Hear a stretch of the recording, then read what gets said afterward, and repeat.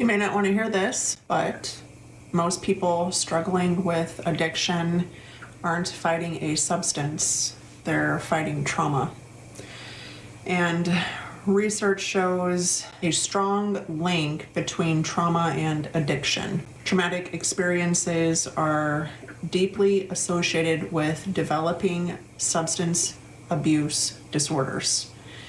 And trauma and addiction kind of go hand in hand in recovery communities. That's why recovery isn't just about stopping the behavior. It's about facing the pain underneath it. And here's the part no one really warned you about. The old patterns don't always show up in the first few months of your recovery.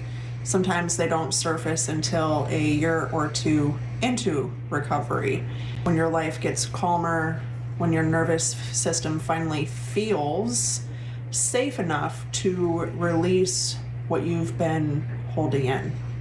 That's when the cravings hit out of nowhere. That's when the old thoughts will creep back in. That's when your brain tries to pull you into familiar patterns.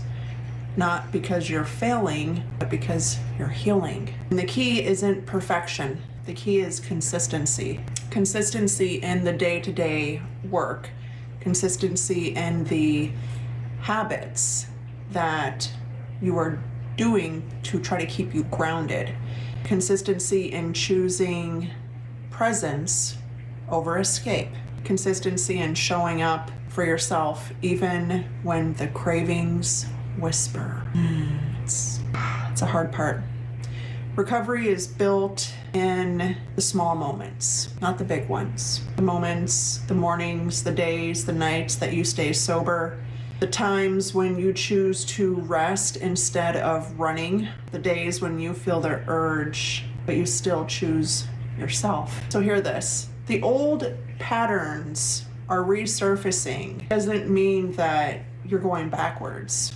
It means that you've reached the part of recovery where the real work is starting to begin. And consistency is what carries you through it.